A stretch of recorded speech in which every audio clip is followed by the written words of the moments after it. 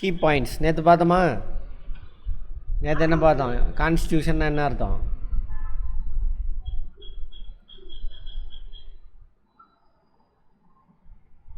Yashwin, hello.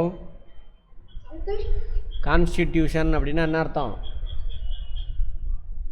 இந்திய அரசியல் அமைப்பு சட்டமக்கள் அப்படின்னா என்னன்னா மக்களுக்கு அடிப்படை உதவி செய்கிறது. அதாவது அரசாங்கம் அடிப்படை உதவி செய்கிற அரசாங்கத்துக்கான சட்டங்கள். Very good. அரசியல் சட்டங்கள். Very good. அரசாங்கம் எப்படி இருக்கணும் அப்படிங்கிறதுக்கான சட்டம். சரியா? Right, good. இப்போ நம்ம இந்தியன் கான்ஸ்டியூஷனுடைய கீ ஃபீச்சர்ஸ், முக்கியமான சிறப்பியல்புகள் அதான் பார்க்க போகிறோம். By the beginning of the 20th century. 20th centuryனா எதுலேருந்து எதில் வரைக்கும்?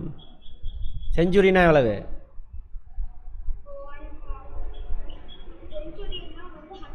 100 years. Very good. 20th centuryனா எந்த இயர்லேருந்து எந்த இயர் வரைக்கும்?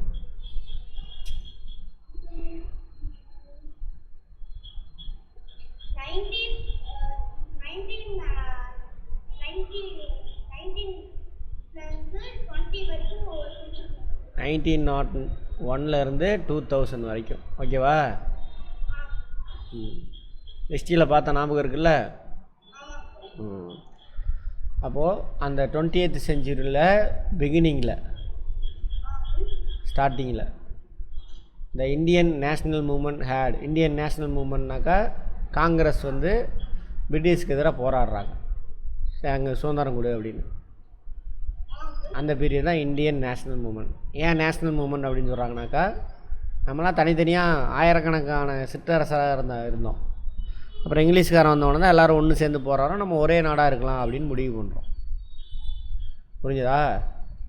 ஒரே நாடு, ஒரே நேஷனாக மாறுறதுக்கு இந்த மூமெண்ட் தான் காரணம். அதனால தான் போராட்டம், பிரிட்டிஷ்காரனுக்கு எதிரான போராட்டம். அதனால தான் அதுக்கு பேர் என்னது? Indian national moment. ஓகேவா? had been active in the struggle. ரொம்ப ஆக்டிவாக இருக்காங்க. எதுக்கு போராடுறாங்க?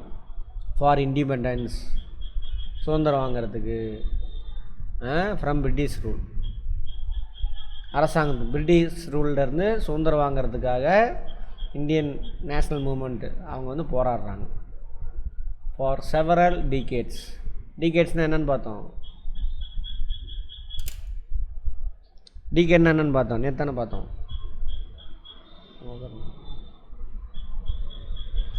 டிகே என்னம்மா?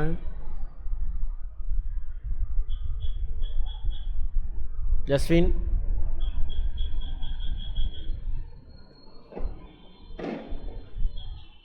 ஜஸ்வின் கேக்குதா? டிகேட்னா என்னன்னு கேட்குறேன்.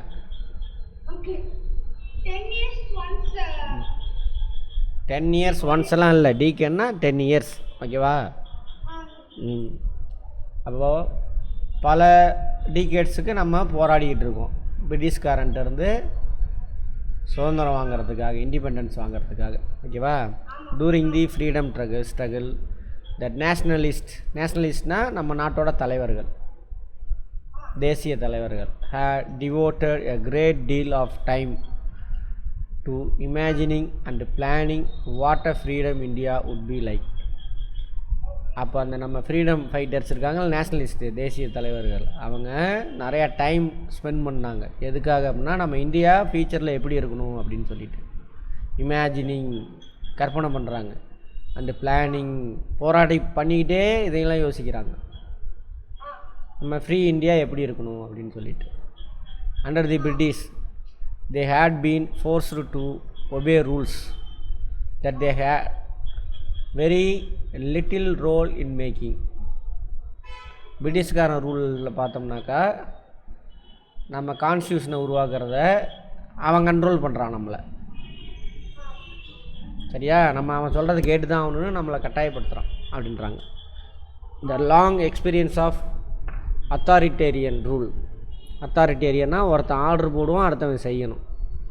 ரூல் அப்படின்னாக்கா ஒருத்தனை இன்னொருத்தன் ஆட்சி செய்கிறது. அப்போ பிரிட்டிஷ்காரன் நம்மளை என்ன பண்ணுறான்? ஆர்டர் போட்டு நம்மளை பணிய வைக்கலாம். சரியா? authoritarian rule under the colonial state convinced colonialனால் ஒரு நாடு இன்னொரு நாட்டை வந்து கண்ட்ரோல் பண்ணுறது, அது பேர் தான் colonial state convinced Indians that free India should be a democracy. அந்த அவனுக்கு கீழே நம்ம என்ன பண்ணுறோம், அந்த மாதிரி அடிமையாக இருந்து வாழ்ந்தோம் இல்லையா, அதிலேருந்து நம்ம கற்றுக்குறோம், எக்ஸ்பீரியன்ஸ் நமக்கு கிடைக்குது. என்ன எக்ஸ்பீரியன்ஸ் கிடைக்குது, இந்தியா வந்துட்டு டெமோக்ராட்டிக் கண்ட்ரியாக இருக்கணும், யாரையும் அதிகாரம் பண்ணக்கூடாது, சரியா, in which every one should be treated equally. அந்த நாட்டில் டெமோக்ரஸியாக இருக்கணும், அந்த நாட்டில் ஒவ்வொருத்தவங்களும் எப்படி இருக்கணும், நம்ம சமமாக பாவிக்கணும், சரியா. அந்த மக்களாட்சி நாட்டில் டெமோக்ராட்டிக் கண்ட்ரியில் சரியா, every one should be treated equally, எல்லாத்தையும் சமமாக தான் பார்க்கணும், யாரையும் உயர்ந்தவனோ தாழ்ந்தவனோ பார்க்கக்கூடாது. And be allowed to participate in government, அதேமாதிரி எல்லாருமே அரசாங்கத்தில் பங்கு பெற வைக்கணும் அப்படிங்கிற எக்ஸ்பீரியன்ஸை நம்ம அந்த காலனியல் பீரியடில் அந்த பிரிட்டிஷ்காரனுடைய அத்தாரிட்டேரியன் ரூல்லேருந்து நம்ம எக்ஸ்பீரியன்ஸ் அனுபவமாக பெற்றுக்கிட்டோம் அப்படின்றாங்க. ஓகேவா. அப்போ டெமோக்ராட்டிக்காக இருக்கணும், எல்லோரும் ஈக்குவலாக நம்ம பார்க்கணும், ட்ரீட் பண்ணணுங்கிற கான்செப்ட் எங்கேருந்து எடுத்துக்கிறோம், பிரிட்டிஷ்காரன்ட்டேருந்து எடுத்துக்கிறோன்றாங்க. ஏன்னா பிரிட்டிஷ்காரன் ஈக்குவலாக ட்ரீட் பண்ண மாட்டான் நம்மளை. அதுக்கு முன்னாடி ஒன்றும் கிடையாது, இங்கேருந்து பிராமணர்கள் யாரையும் ஈக்குவலாலாம் ட்ரீட் பண்ண மாட்டாங்க, சரியா. பிராமண ஆண்கள் மட்டும்தான் படிக்க முடியும், பெண்கள் படிக்க முடியாது. படிப்புனாலும் ஒன்றும் பெரிய விஷயம் இல்லை, அது மந்திரத்தை மனப்பாடம் பண்ணுவான், அவ்வளோதான், அதுக்கு பேர் படிப்பு. மனப்பாடம் மக்கப் பண்ணுறது, அர்த்தம் தெரியாமல் வார்த்தைகளாக மனப்பாடம் பண்ணுறது. உனக்கு ஏதாவது மந்திரம் தெரியுமா, என்ன மந்திரம் சொல்லு ஏதாவது.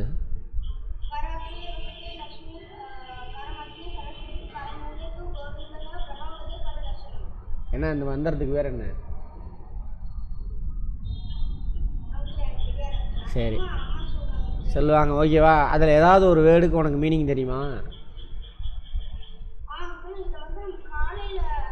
நான் அதெல்லாம் கேட்கல, அது செஞ்சாக்கா இது நடக்கும், அதெல்லாம் தூக்கி போடு குப்பையில். அதில் இருக்கிற ஏதாவது ஒரு வேர்டுக்கு மீனிங் தெரியுமா உனக்கு, சொல்லு பாப்பா ஏதாவது.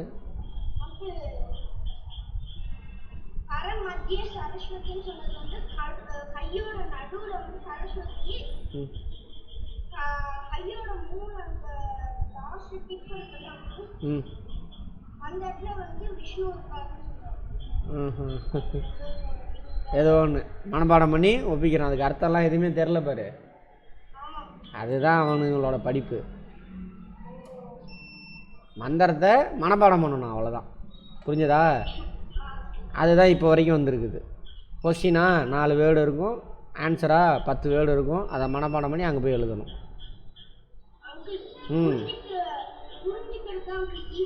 ஆமாம், சரியா. ஆனால் நீ என்ன பண்ணிக்கிட்டு இருந்தவன் இது வரைக்கும் உன்னை எப்படி பழக்கினாங்க. எப்போயிலேருந்து புரிஞ்சு கற்றுக்கிற. ரைட். சரியா, ரைட். இந்த இப்போ வரைக்கும் தொடருது. அது எங்கே அப்போது உருவானது. அது நீ சொன்னல பிராமின்ஸ் மட்டும் படித்தாங்கன்னு, பிராமண ஆண்கள் மட்டும். அவனும் ஒன்றும் படிக்கலை, மனப்பாடம் பண்ணான், அவ்வளோதான். அதுதான் அவன் தான் முதல்ல இதெல்லாம் படித்தான் இங்கிலீஷ்காரன்ட்ட இருந்து. அதை நான் சொல்கிறேன், இங்கிலீஷ்காரன் எல்லாத்தையும் தான் படிக்க வச்சான், அவனை மட்டும் படிக்க விடல, சரியா. அது அப்புறமெல்லாம் பார்ப்போம், வெயிட் பண்ண. What remind to be done then was to work out the ways in which a democratic government would be set up in India and the rules that would determine its functioning. அதாவது எப்படி நம்ம constitution எப்படி India வந்து democratic கண்ட்ரியாக அமைக்கணும், சரியா. அதுக்கு நம்ம constitution rules எப்படி ஃப்ரேம் பண்ணணும் அப்படிங்கிற விஷயம்லாம் முன்னாடியே முடிவு பண்ணுறாங்க. எதனால், அவன்கிட்ட இருந்து கிடைச்ச எக்ஸ்பீரியன்ஸ் மூலிமா. This was done not by one person. இந்த மாதிரியான இந்த ரூல்ஸ் ஃப்ரேமிங் வந்து ஒரு பர்சன் பண்ணல, but by a group of around 300 people who become members of the Constituent Assembly. பார்த்தோம் இல்லையா, Constituent Assembly ஃப்ரேம் பண்ணாங்களா 1946 டிசம்பர் 1946. அதில் 300க்கு மேற்பட்ட மக்கள் இருந்தாங்க. பீப்புளோட ரெப்ரசன்டேட்டிவ் இருந்தாங்க. அவங்களாம் ஒன்று சேர்ந்து தான் இந்தியா டெமோக்ராட்டிக் கண்ட்ரியாக இருக்கணும் அப்படின்னு இந்த ரூல்ஸை ஃப்ரேம் பண்ணாங்க அப்படின்னு சொல்கிறான். ஓகேவா? அந்த போர்டு இருக்கு பாருங்கள். This was done not by one person but by a group of around 300 people who become a member of Constituent Assembly. பார்த்தோமா என்னது கான்ஸ்டிடியூவன்ட் அசம்பிளினா? கான்ஸ்டிடியூஷன் அசம்பிளினா வந்து இந்தியா இதுக்காக ரூல்ஸ்க்காக கான்ஸ்டிடியூஷனை ஃப்ரேம் பண்ணுறதுக்காக ஃபார்ம் பண்ண கமிட்டி. புரிஞ்சதா? கான்ஸ்டிடியூஷனை ஃப்ரேம் பண்ணுறதுக்காக ஃபார்ம் பண்ண அசம்பிளி, அதுக்கு பேர் தான் கான்ஸ்டிடியூவன்ட் அசம்பிளி. புரிஞ்சதா? வேர்ட்லேயே அர்த்தம் இருக்குது, அதை பார்த்தோன்னே சொல்லு, நீ மனப்பாடலாம் பண்ணாத. 1946 ஃப்ரேம் ஃபார்ம் பண்ணாங்க அதை. ஹூ மெட் பீரியாடிக்கலி மீட் பண்ணாங்க periodically for the next 3 years. பார்த்தோம் இல்லையா? நியர்லி 3 years அவங்க ஒர்க் பண்ணாங்க அப்படின்னு. எதுக்காக மீட் பண்ணாங்க? டு ரைட் இந்தியாஸ் கான்ஸ்டியூஷன், இந்திய அரசியலமைப்பு சட்டத்தை உருவாக்குறதுக்காக தொடர்ந்து 3 வருஷம் மீட்டிங் போட்டு ஃபார்ம் பண்ணாங்க. சரியா? ரைட். அவங்க தான் முடிவு பண்ணுறாங்க இந்தியா டெமோக்ராட்டிக் கண்ட்ரியாக இருக்கணும், எல்லோரும் அங்கே ஈக்குவலாக ட்ரீட் பண்ணணும் அப்படிங்கிற விஷயம். அவ்வளோதான் இருக்குது அங்கே. சரியா? அடுத்து இதில் சும்மா கதை அப்படியே. These members of constituent assembly had a huge task before them. அவங்களுக்கு முன்னாடி பெரிய ஒரு பொறுப்பு இருந்துச்சு. டாஸ்க்கு என்ன டாஸ்க்கு? எல்லா மக்களுக்குமான பொதுவான ஒரு கான்ஸ்டிடியூஷனை உருவாக்கணும். ஓகேவா? Right. The country was made up of several different communities. ஏன்னா நம்ம இந்தியா எப்படிப்பட்டது பார்த்தோம் இல்லையா? ஏகப்பட்ட லாங்குவேஜ் பேசுகிறவன், மொத்தம் 1500 லாங்குவேஜ், மோர் தென் 1500 லாங்குவேஜ். சரியா? கேஸ்ட் இதில் வேறு. அடுத்தது ரிலீஜன், ஏகப்பட்ட ரிலீஜன். கல்ச்சர், ஏகப்பட்ட கல்ச்சர். இப்படி டைவர்ஸ் பீப்புள் இருக்காங்க, டைவர்ஸ் கம்யூனிட்டி இருக்காங்க. அப்போ எல்லாத்துக்கும் பொதுவான ஒரு ரூல் உருவாக்குறது எவ்வளோ கஷ்டம்? அதுதான் சொல்கிறாங்க அங்கே. Because the country was made up of several different communities who spoke different languages, belonged to different religions and had distinct cultures. ஒவ்வொருத்தவங்களும் ஒவ்வொரு விதமான கல்ச்சர் இருக்குது. கல்ச்சர்னால் என்னென்னு பார்த்தோம். இப்போ சாப்பிட்றோன்னா எப்படி சாப்பிட்றோம், ட்ரெஸ் பண்ணுறோம்னா எப்படி ட்ரெஸ் பண்ணுறோம், அதான் கல்ச்சர். நம்ம ஒரு ஸ்டைலில் ட்ரெஸ் பண்ணுவோம், கர்நாடகாவில் ஒரு ஸ்டைலில் ட்ரெஸ் பண்ணுவான். சரியா? கேரளாவில் ஒரு ஸ்டைல் ட்ரெஸ் பண்ணுவான். அதேமாதிரி சாப்பாடு, ஃபுட் ஹேபிட் இப்படி இருக்கா?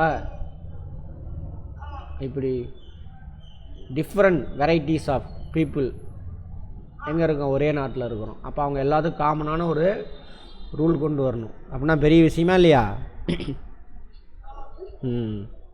when the constitution was being written, என்ன அர்த்தம்? அந்த அரசியலமைப்பு சட்டம் எழுதும் பொழுது, கான்ஸ்டியூஷனை எழுதிட்டு இருக்கும் பொழுது, India was going through considerable turmoil.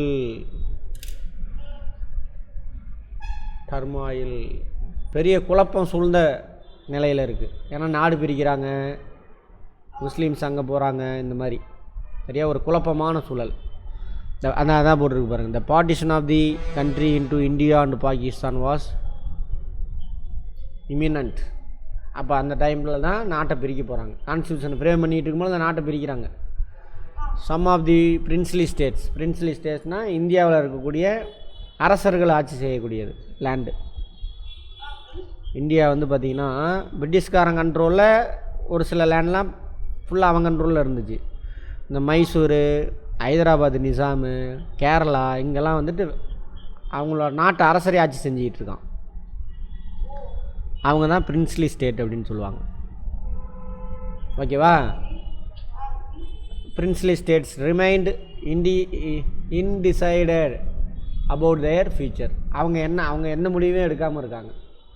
அவங்களோட எதிர்காலத்தை பற்றி எந்த முடிவும் எடுக்கலை. அதாவது இந்தியாவில் சேர்றதா, பாகிஸ்தான் கூட சேர்றதா, அல்லது தனியாக இருக்கிறதா அப்படின்னு. அதை எடுக்காது, அதை விட்டுரு அப்படின்னு எந்த முடிவும் எடுக்கலை. சரியா? Right. And the socio-economic condition of the vast mass of people appeared dismal. எல்லாம் வருந்தத்தக்க வகையில் இருக்குது. மக்களோட சமூக பிரச்சனை, அதேமாரி பொருளாதார நிலை, சாப்பாட்டுக்கு பசி, பஞ்சம், பட்டினியில் இருக்காங்க. புரியுதா? அதாவது இந்த இந்தியன் கான்ஸ்டியூஷனை நம்ம ஃப்ரேம் பண்ணும் பொழுது நம்ம நாட்டை பிரிக்கிற வேலை நடந்துச்சு. சரியா? நிறையா குழப்பம் இருந்துச்சு. என்ன மாதிரியான குழப்பம்னா, நாட்டை பிரிக்கிறது, அப்புறமேல பிரின்ஸ்லி ஸ்டேட்லாம் எந்த முடிவு எடுக்காமல் இருக்கிறாங்க, அப்புறம் மக்களோட சோசியோ எக்கனாமிக் கண்டிஷன் ரொம்ப மோசமாக இருக்குது. எக்கனாமிக்னா உணவு, உடை, இருப்பிடம்லாம் ரொம்ப இல்லாமல் இருக்காங்க. சோசியோ கண்டிஷனாக கேஸ்ட் சிஸ்டம்லாம் இருக்குல்ல, பெண் அடிமை, கேஸ்ட் சிஸ்டம், அதுவும் மோசமாக இருக்குது. இப்படிப்பட்ட சூழ்நிலையில் தான் என்ன பண்ணுறாங்க, கான்ஸ்டியூஷன் ஃப்ரேம் பண்ணுறாங்க. All of these issues played on the minds of the members of the constitution assembly. இந்த சிக்கலெல்லாம் தான் அந்த கான்ஸ்டியூஷனை ஃப்ரேம் பண்ணுறாங்களா கான்ஸ்டியூஷன் அசம்பிளி, அந்த அங்கே இருந்த மெம்பர்ஸினுடைய மனசில் இதெல்லாம் தான் இருந்துச்சு, இதெல்லாம் தான் அவங்கள டாமினேட் பண்ணிச்சு அப்படின்றாங்க. As they drafted the constitution, அதை வச்சு தான் கான்ஸ்டியூஷனை ஃப்ரேம் பண்ணுறாங்க. அதனால தான் அங்கே எல்லாமே இருக்கும்.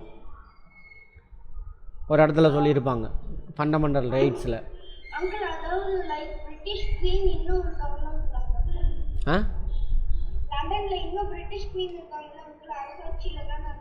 ஆமாம் ஆமாம். என்னது?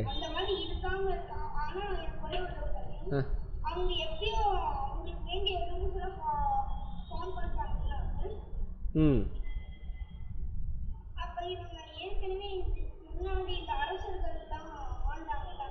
ம்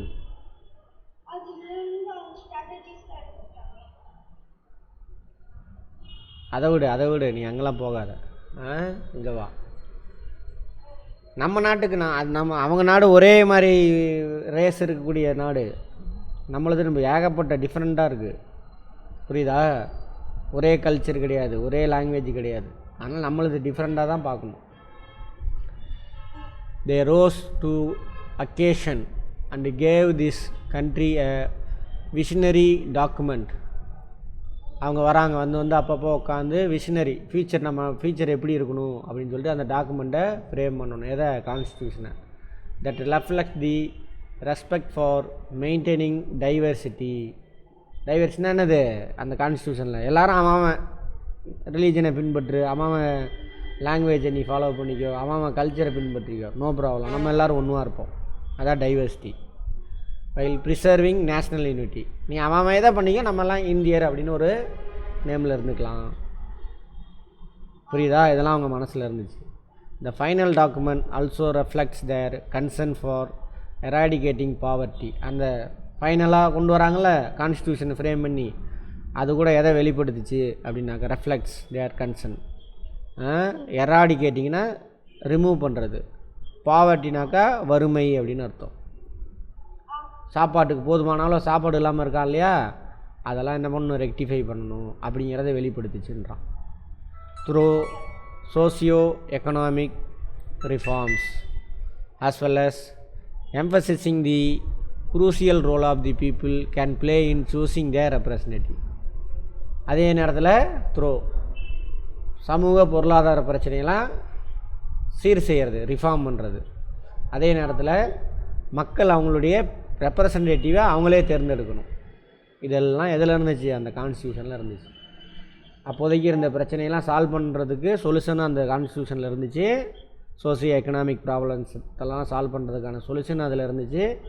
அதே நேரத்தில் பீப்புள் அவங்களுடைய ரெப்ரசன்டேட்டிவை அவங்களே ஓட்டு போட்டு தேர்ந்தெடுக்கிறது, அவங்களும் எலெக்ஷனில் நிற்கிறதுக்கான சுச்சுவேஷனு எல்லாமே எதில் இருக்குது? கான்ஸ்டியூஷனில் இருக்குது அப்படின்றாங்க.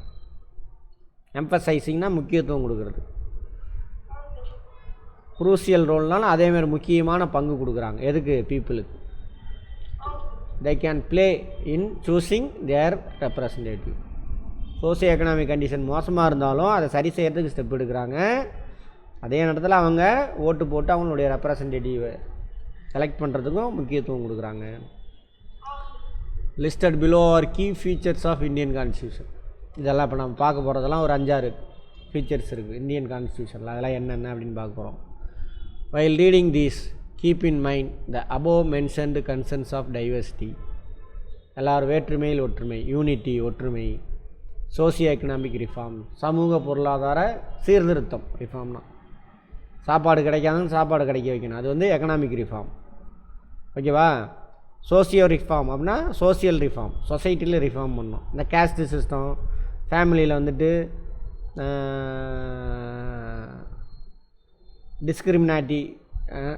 Discrimination between men and women அதெல்லாம் இருக்கா? லேடிஸை வந்து கீழே தான் பார்ப்பாங்க, பாகுபாடு காட்டுறாங்க. சரியா? அதெல்லாம் சரி செய்யணும். அதுக்கு பேர் சோசியோ ரிஃபார்ம். அதெல்லாம் மனசில் வச்சுக்கிட்டு அதை உருவாக்கியிருக்காங்க. The authors of this document were grappling with, இந்த புத்தகத்தை எழுதுனாங்கல்ல, இதெல்லாம் மனசில் வச்சுக்கிட்டு தான் அதை வந்து அவங்க ஃப்ரேம் பண்ணியிருக்காங்க. Try and understand the ways in which they tried to balance these concerns. Socio economic கண்டிஷனு, அது சோசியோ எக்கனாமிக் கண்டிஷனாக பெரிய ப்ராடு விஷயம் அது. இருக்கியா? அப்புறம் டைவர்சிட்டி, இதெல்லாம் மனசில் வச்சுட்டு அதை ஃப்ரேம் பண்ணியிருக்காங்க.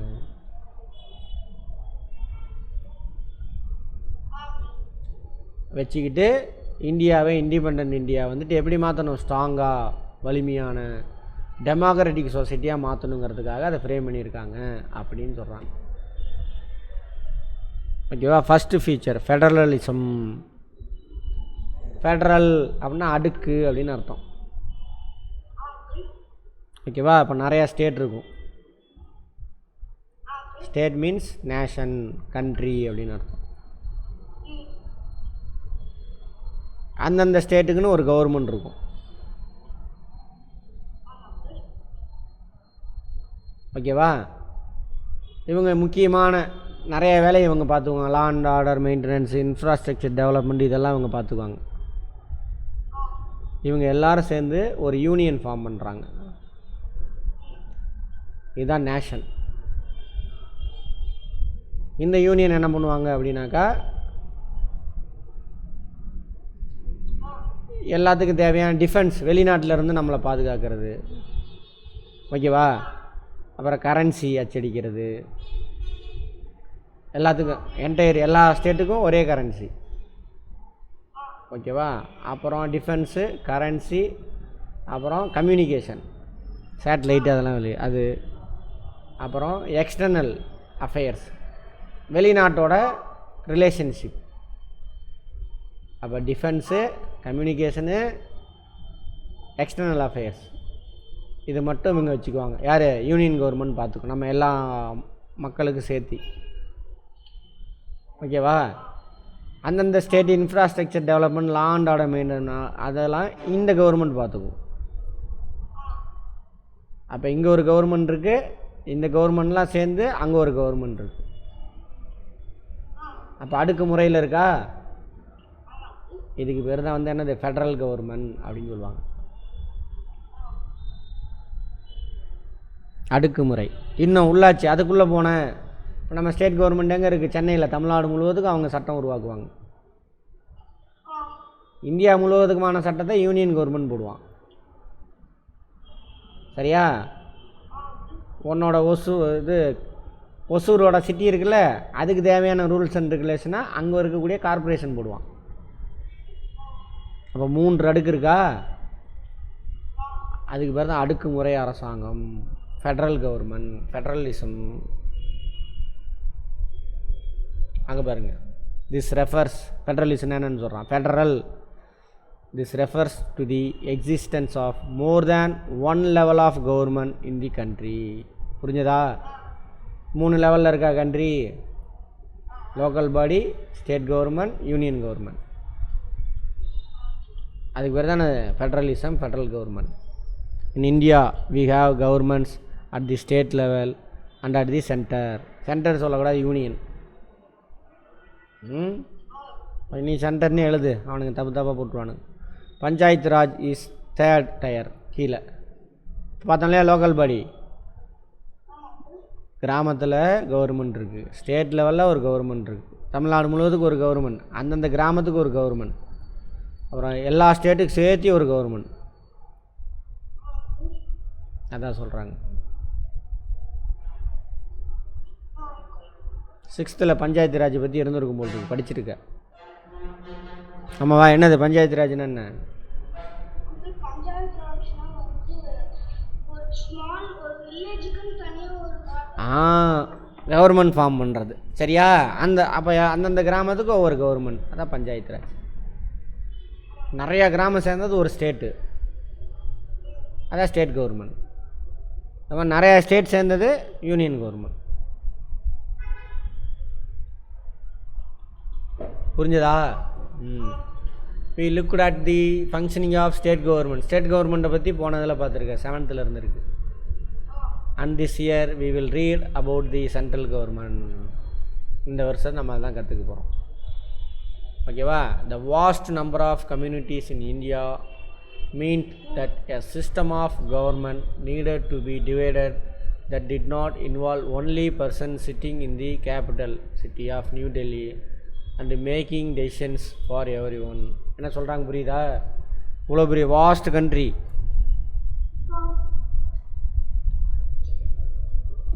அங்கங்கே இங்கே ஒரு கிளைமேட் இருக்குது, கேரளாவில் ஒரு கிளைமேட்டு, அப்போ இங்கே ஒரு கலாச்சாரம் இருக்கும், அங்கே ஒரு கலாச்சாரம் இருக்குது, கல்ச்சர் இருக்கும். கர்நாடகா ஒரு கிளைமேட்டு, அங்கே ஒரு கல்ச்சர் இருக்கும். ஆந்திரா ஒரு கிளைமேட்டு, நார்த் இந்தியா ஃபுல்லாக வேறு என்டையர் டிஃப்ரெண்ட் கிளைமேட்டு. அப்போ அவங்களுடைய லாங்குவேஜ் கல்ச்சர் எல்லாமே டிஃபர் ஆகும். ஸோ இவங்க எல்லாத்துக்கும் சேர்த்து ஒரு இடத்துல உட்காந்துக்கிட்டு இவங்களே எல்லா முடிவும் எடுக்க முடியுமா? எடுத்தால் என்ன ஆகும்? நாம் ரைஸ் அதிகமாக சாப்பிடுவோம், அவன் என்ன அதிகமாக சாப்பிடுவான்? இங்கே உள்ளவன் வீட்டு. புரிஞ்சுதா? வீட்டுக்கும் ரைஸுக்கு ஒரே மாதிரி டேக்ஸ் போட முடியாது, பிரச்சனையெல்லாம் இருக்குது. அவன் ஒரே மாதிரி போடுறான்னு வச்சுக்கோங்க.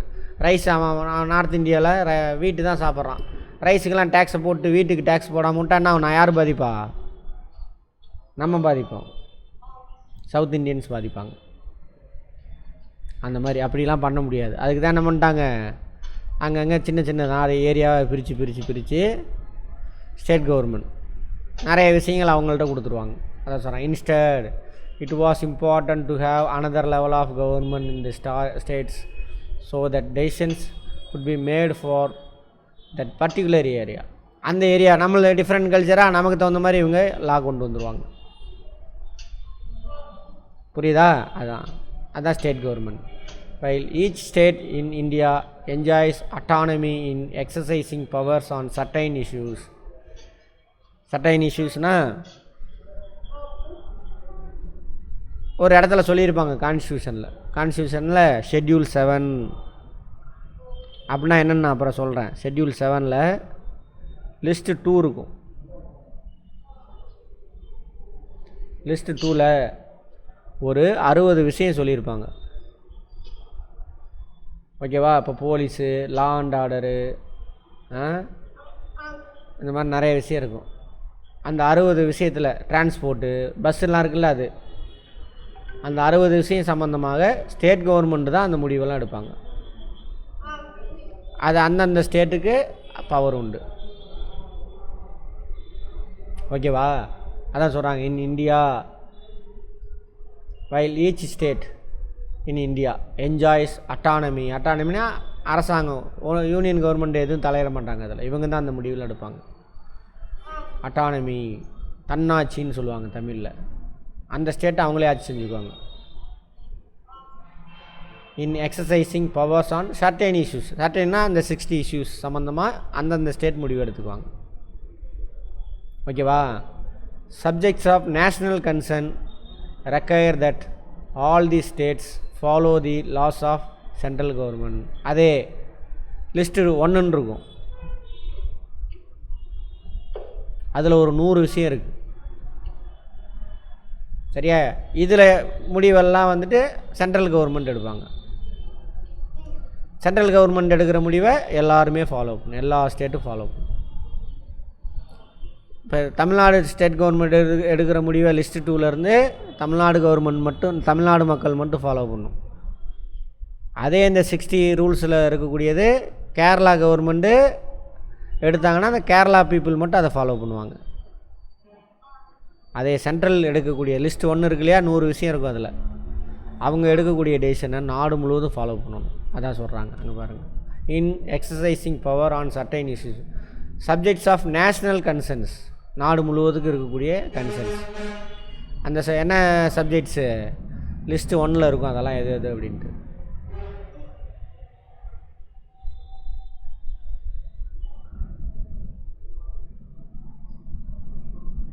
require that all these states follow the laws of central government. ஒன்றிய அரசாங்கத்தோட இதை ஃபாலோ பண்ணும். இப்போ ரயில்வேலாம் அவன் போடுறது தான் ரூல். நான் இந்தியா முழுவதுக்கும் ஒரே ரூல் தான்.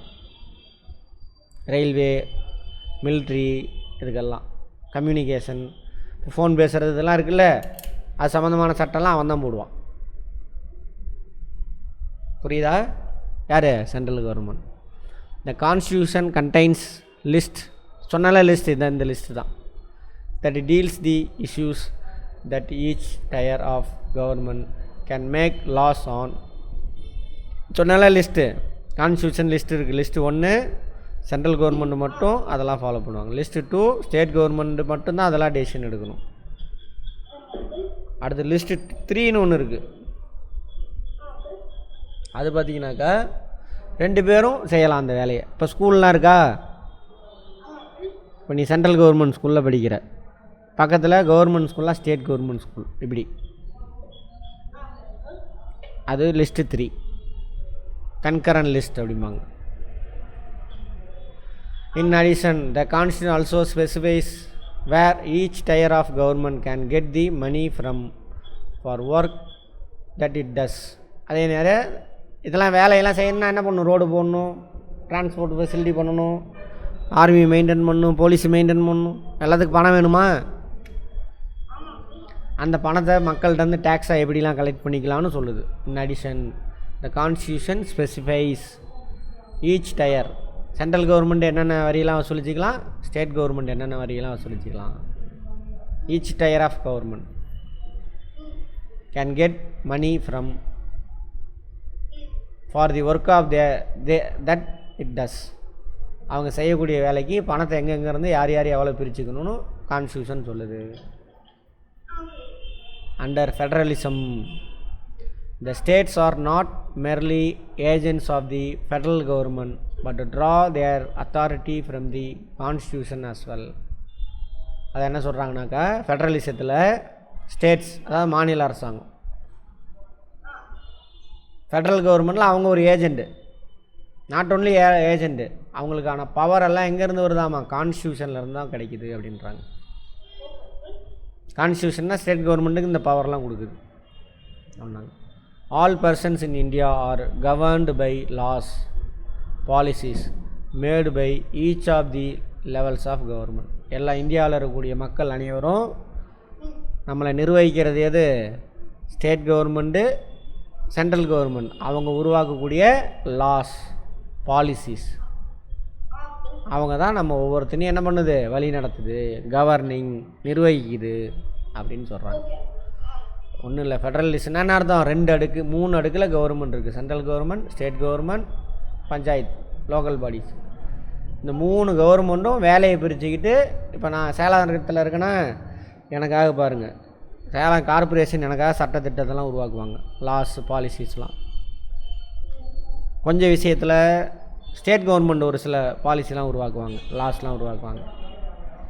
இன்னும் கொஞ்சம் விஷயத்தில் சென்ட்ரல் கவர்மெண்ட்டு லாஸ், பாலிசிலாம் உருவாக்குவாங்க. இப்படி 3 அடுக்கில் இருக்கக்கூடிய கவர்மெண்ட்டு சிவா அப்படின்ற ஒருத்தனுக்காக ஒர்க் பண்ணுது. புரியுதா? புரியுதா இல்லையா?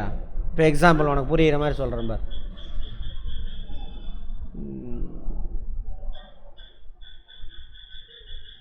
இப்போ சேலத்தில் ஆட்டோலாம் ஓடுதில்ல, ஆட்டோ சம்மந்தமான ரூல்ஸ் அண்ட் ரெகுலேஷன்லாம் நம்ம சேலம் கார்பரேஷன் எடுக்கும். சேலம் சிட்டிக்குள்ள எத்தனை ஆட்டோ ஓடலாம், என்ன ஆட்டோலாம் எப்படி ஃபாலோ பண்ணணும், ரூல்ஸ் எல்லாம் அப்படி. அதே பஸ் இருக்குல்ல, டிரான்ஸ்போர்ட்டு, அது சம்மந்தமான ரூல்ஸ் அண்ட் ரெகுலேஷன்லாம் ஸ்டேட் கவர்மெண்ட் போடுவான். வீட்டிலேருந்து பஸ் ஸ்டாண்டுக்கு நான் ஆட்டோவில் வந்துட்டேன், அந்த ரூல்ஸ் யார் போட்டது? சேலம் கார்பரேஷன். பஸ் ஸ்டாண்ட்லேருந்து ட்ரெயின் இப்போ ரயில்வே ஸ்டேஷனுக்கு போகிறேன். அந்த பஸ்ஸு சம்மந்தமான ரூல்ஸ் அண்ட் ரெகுலேஷன்லாம் ஸ்டேட் கவர்மெண்ட் போட்டுச்சு. அப்புறம் ரயில் ஏறி நான் சென்னைக்கு வரேன் அல்லது உங்கள் ஊருக்கு வரேன், ஒசூருக்கு. ட்ரெயின் சம்மந்தமான ரூல்ஸ் அண்ட் ரெகுலேஷன்லாம் யார் போடுவாங்க? Central government. புரியுதா? இதெல்லாம் அங்கே பிரித்து வச்சுருக்காங்க. லிஸ்ட்டு ஷெட்யூல் 7ல் லிஸ்ட் 1, 2ல் பிரித்து வச்சுருக்காங்க அழகா. அப்போ சிவா நான் எனக்காக 3 கவர்மெண்ட் வேலை செய்கிறான். புரிஞ்சதா? உனக்காக அதேமாரி உனக்காக அங்கே ஒசூர் கார்பரேஷன் ஒர்க் பண்ணும். நம்ம ஸ்டேட் கவர்மெண்ட் அதே தான் உனக்கும், சென்ட்ரல் கவர்மெண்ட். ஓகேவா? அடுத்தது பார்லிமெண்ட்ரி ஃபார்ம் ஆஃப் கவர்மெண்ட். உனக்கு என்ன சொல்லியிருக்கிறான்னு பார்க்குறேன், அதுக்கப்புறம் நான் சொல்கிறேன். இங்கே ஆக்சுவலாக வேறு மாதிரி சொல்லணும், வேறு உனக்கு சின்ன பையனால் லைட்டாக சொல்லிட்டான். Parliamentary form of government. Parliament அப்படின்னா என்ன அர்த்தம்? Central கவர்மெண்ட்டுடைய legislature. லெஜிஸ்லேச்சர் அப்படின்னா சட்டம் இயற்றும் துறைன்னு அர்த்தம். சட்டத்தை உருவாக்குற இடம், சட்டம் இயற்றும் துறை. புரியுதா? நம்ம இந்தியாவுக்கான சட்டத்தை உருவாக்குறதுக்கு நம்மளது எப்படிப்பட்ட நாடு? Democratic country. ஆமாவா? நமக்கான சட்டத்தை யார் உருவாக்கணும்? மக்கள் தான் உருவாக்கணும். ஆமாவா? மக்களாட்சி தானே இது, டெமோக்ராட்டிக் தானே. அப்போ நமக்கான சட்டத்தை நம்ம தானே உருவாக்கணும்.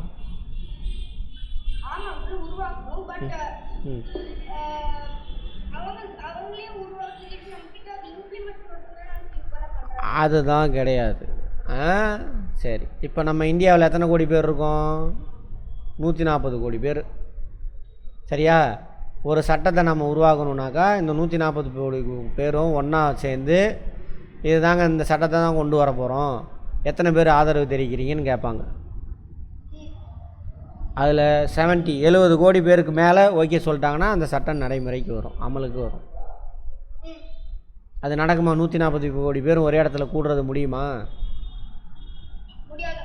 அதுக்கு தான் என்ன பண்ணுறாங்கன்னா, இப்போ ஒரு 10 லட்சம் பேர்த்துக்கு 5 லட்சம் பேர்த்துக்கு ஒரு ரெப்ரசன்டேட்டிவை நம்ம தேர்ந்தெடுத்து அனுப்புவோம். ரெப்ரசன்டேட்டிவ் 10 லட்சம் அல்லது 5 லட்சம் பேர்த்துக்கு ஒருத்தனை அனுப்புவோம், அவன் தான் எம்பி. புரிஞ்சுதா? இந்த எம்பி போய் உட்காரனால அதுக்கு பேர் தான் என்னது? பார்லிமெண்ட். ஓகேவா? நம்ம மக்கள் எல்லோரும் இப்போ நம்ம சேலம் ஒசூர் தொகுதியா, மொத்தம் தமிழ்நாட்டில் 39 தொகுதி இருக்குது, எம்பி தொகுதி மட்டும். அந்தந்த தொகுதியில் இருக்கக்கூடிய மக்கள் ஓட்டு போட்டு ஒருத்தனை எலெக்ட் பண்ணி அங்கே அனுப்புவாங்க பார்லிமெண்ட்டுக்கு. நம்ம சார்பில் அவன் அந்த சட்டத்தை உருவாக்குவான். புரிஞ்சதா? அப்போ அந்த உங்கள் தொகுதியிலேருந்து போனவன் கான்ஸ்டிடியூயன்சி அப்படிம்பாங்க, அதுக்கு பேர் கான்ஸ்டிடியூயன்சி தொகுதி. உங்கள் தொகுதியிலேருந்து போனவன் ஒரு ஓட்டு, நான் இதுக்கு ஆதரவு தெரிவிக்கிறேங்க இந்த சட்டத்துக்கு அப்படின்னாக்கா, உங்கள் தொகுதியில் 15 லட்சம் பேர் இருந்தாங்கன்னா 15 லட்சம் பேர் ஆதரவு தெரிவித்தாங்கன்னு அர்த்தம். புரிஞ்சதா? அதுதான் ரெப்ரசன்டேட்டிவ் அப்படின்னு சொல்லுவாங்க, பீப்புளோட ரெப்ரசன்டேட்டிவ். அவனை யாரெல்லாம் ஓட்டு போட்டு தேர்ந்தெடுக்கிறாங்க? உங்கள் தொகுதியில், கிருஷ்ணகிரி தொகுதியில் இருக்கக்கூடிய எல்லா மக்களும் ஓட்டு போட்டு தான் அவனை தேர்ந்தெடுக்கிறாங்க. கரெக்டாக? இவங்கெல்லாம் போய் உட்காடுறாங்கல்ல, அதுக்கு பேர் பார்லிமெண்ட். அந்த பார்லிமெண்ட்டில் பெரும்பான்மையான ரெப்ரசன்டேட்டிவ் எம்பிஸ் இருக்காங்கள்ல. இப்போ நான் சொன்னால ஒரு சட்டம் கொண்டு வரனா பார்லிமெண்ட்டில் இன்ட்ரடியூஸ் பண்ணுவாங்க. பார்லிமெண்ட்டில் அங்கே எல்லா நம்ம 500 எம்பிஸ் இருக்கான்னு வச்சுக்க, 500 எம்பிஸ் முன்னாடியே சொல்லுவாங்க இது தாங்க நம்ம சட்டம் கொண்டு வர போகிறோன்னு. அதில் 251 எம்பி ஓகே அப்படின்னு சொல்லிட்டாங்கன்னா அந்த சட்டம் நடைமுறைக்கு வரும்.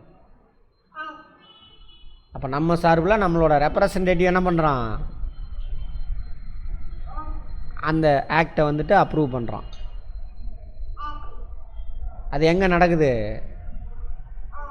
பார்லிமெண்ட்டில் நடக்குது. ஸோ அதனால் அதுக்கு பேர் பார்லிமெண்ட்ரி ஃபார்ம் ஆஃப் கவர்மெண்ட். நம்ம மக்கள் டைரெக்டாக அந்த சட்டத்தை பற்றி பேச மாட்டோம், நம்மளோட ரெப்ரசன்டேட்டிவ் அங்கே பேசுவாங்க. Okay uncle. புரியுதா? ஆ ரைட், அவ்வளோதான். அதனால தான் அதுக்கு பேர் பார்லிமெண்ட். பீப்புளோட நம்ம ஓட்டு போட்டு அவனை அனுப்புகிறோம், நம்ம சார்பில் அவன் என்ன பண்ணுவான், இந்த சட்டத்தை நான் எதிர்க்கிறேன், இந்த சட்டத்தை நான் ஆதரிக்கிறேன் அப்படின்னு அவன் ஓட்டு போடுவான். அங்கே மெஜாரிட்டி ஆஃப் எம்பிஸ் ஓகே சொல்லிட்டான்னா சட்டம் நடைமுறைக்கு வந்துடும். மெஜாரிட்டி ஆஃப் எம்பிஸ் ஓகே சொன்னான்னா மெஜாரிட்டி ஆஃப் பீப்புள் ஓகே சொல்லிட்டாங்கன்னு அர்த்தம். புரிஞ்சதா? புரிஞ்சதா? இங்கே பாருங்கள், the different tiers of government that you just read. எதாவது central, state, local bodies consist of representative who are elected by the people. அதேமாதிரி ஸ்டேட்டில் எம்எல்ஏ இருக்காங்களா, அதேமாதிரி சென்ட்ரல் கவர்மெண்ட்டில் எம்பிஸ், அவங்களாம் யார், பீப்புளோட ரெப்ரசன்டேட்டிவ். அதேமாதிரி இப்போ ஒசூரா, அங்கே யார் இருப்பாங்க, கவுன்சிலர் இருப்பார். யார் அவங்க, பீப்புளோட ரெப்ரசன்டேட்டிவ். அதான் சொல்கிறாங்க. அதெல்லாம் 7th படிச்சிருக்கேன்னு சொல்கிறாங்க, ரீகால் பண்ணிக்கோ. The Constitution of India guarantees universal adult suffrage for all citizens. Universal adult suffrage அப்படின்னாக்கா அது வேறு மொழினால அது கஷ்டம். நான் அதுக்கு என்ன அர்த்தம்னு தமிழில் சொல்லிடுறேன். யூனிவர்சல்னால் எல்லாருக்கும், நாட்டில் இருக்கக்கூடிய எல்லா மக்களுக்கும். அடல்ட்னாக்கா வயது வந்த 18 வயது பூர்த்தியான அல்லது ஒரு குறிப்பிட்ட ஏஜ் நிறைஞ்ச எல்லாரும் சஃப்ரேஜ்னால் ஓட்டு போடுறதுக்கான உரிமை இருக்குது அப்படின்னு அர்த்தம். சரியா? அப்போ இந்தியாவில் 18 வயசு கம்ப்ளீட்டான எல்லாருமே என்ன பண்ணலாம், இந்த எலெக்ஷனில் ஓட்டு போடலாம். அதான் அர்த்தம். சொத்து வச்சுட்டு இருக்கிறவன் தான் ஓட்டு போடணும், இந்த ஜாதிக்காரன் தான் ஓட்டு போடணும், ஆண்கள் மட்டும்தான் ஓட்டு போடணும் அப்படிலாம் இல்லை. புரிஞ்சு? அப்படிலாம் இருந்துச்சு ஒரு காலத்தில், அப்படிலாம் இல்லை. அதான் சொல்கிறாங்க. when they were making the constitution அவங்க உருவாக்கும் பொழுது the members of the constituent assembly felt, உணர்ந்தாங்க, கான்ஸ்டியூஷன் அசம்பிளியோட மெம்பர்ஸ் ஃபீல் பண்ணுறாங்க, உணர்ந்தாங்க that the freedom struggle, சுதந்திரத்துக்காக போராடினாங்கல்ல, that the freedom struggle had prepared the masses for universal adult suffrage. அந்த ஃப்ரீடம் ஸ்ட்ரகிள் வந்து மக்களை, மாஸ்னா மக்கள்னு அர்த்தம், அந்த மக்கள் கூட்டத்தை எப்படி தயார் பண்ணுதாமா, எல்லாத்துக்கும் ஓட்டு உரிமை வேணும்னு தயார் பண்ணுது அப்படின்றாங்க. ஓகேவா? And break the clutches of traditional caste, உடைக்கிறது. கிளச்சஸ்னால் பிடி, இந்த ட்ரெடிஷ்னல் கேஸ்ட் சிஸ்டம், இவங்கெல்லாம் ஓட்டு போடக்கூடாதுன்னு இருந்துச்சு. ஆண்கள் தான் ஓட்டு போடணுன்னு இருந்துச்சு, பெண்கள் ஓட்டு போடக்கூடாது.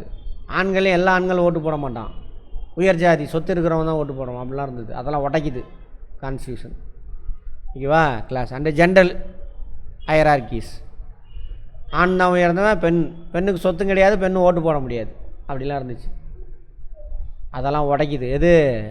இந்த நம்ம இந்தியன் கான்ஸ்டியூஷன். எது மூலிமா? யூனிவர்சல் அடல்ட் சஃப்ரேஜ் மூலிமா அந்த பாகுபாடு. 18 வயது பூர்த்தியான எல்லாரும் ஓட்டு போடலாம். ஓட்டு போட்டு என்ன பண்ணலாம், அவங்களுடைய ரெப்ரசன்டேட்டிவ்ஸை எல்லா டயர் ஆஃப் கவர்மெண்ட்டுக்கு அனுப்பி வைக்கலாம். லோக்கல் பாடிஸுக்கு, ஸ்டேட் கவர்மெண்ட்டுக்கு, அப்புறம் சென்ட்ரல் கவர்மெண்ட்டு. ஓகேவா?